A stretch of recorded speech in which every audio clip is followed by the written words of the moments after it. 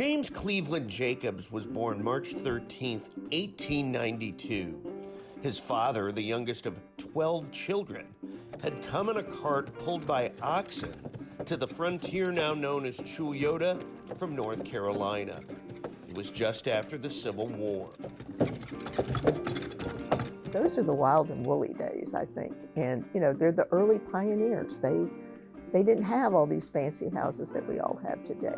They made their home and one-room schoolhouse out of native pine trees. The Jacobs held early religious services in their log house and later became founding members of Chuliota's First Baptist Church. Everything they did was survival, living off the land. Kay Williams' grandmother was Cleveland Jacobs' sister. He only went through the 8th grade for his education, and in that one-room school where all the people that were in school were members of the family. As a young man, Jacobs hunted and fished to help put food on the table. His father built a homestead near the intersection of what is now Lake Mills and Brumley. Through boom and bust years, the Jacobs family raised cattle and citrus.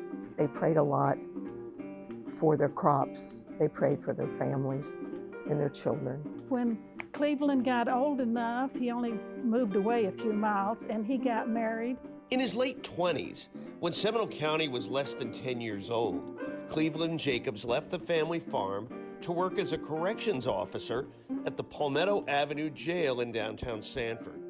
He made $65 a month. On February 28, 1921, he was promoted to deputy sheriff. And I feel this is part of the family heritage of wanting to do something for the community, to want to be part of it and do things for it. And I believe Cleveland had that. A family tradition of answering a call to serve that can be traced back to this Revolutionary War grave marker of Colonel John Jacobs, Cleveland Jacobs' ancestor.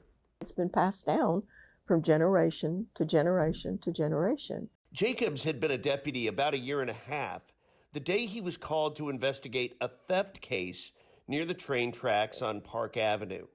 It was September 14th, 1922. Deputies like Cleveland Jacobs and those men that he worked with during that time were really, really tough men. They displayed great bravery. At the time, they didn't have much backup. Jacobs was shot in the chest. The suspect ran to this home down the road where he was arrested. Jacobs died on the way to the hospital.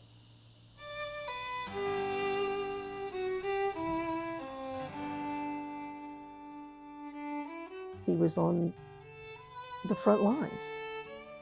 He was the front line, actually. Body armor, like vests that deputies wear today, could have saved him. Jacobs was 30 years old. Sheriff Charles Hand said he'd lost his most fearless deputy. He was robbed of that to have children of his own. So for the family, it was certainly devastating. Today, Jacobs is buried among pioneer relatives in Chuliota. His sacrifice will never be forgotten. He was a hero. We're extremely grateful for his service and his sacrifice to our community. He wanted to make a difference.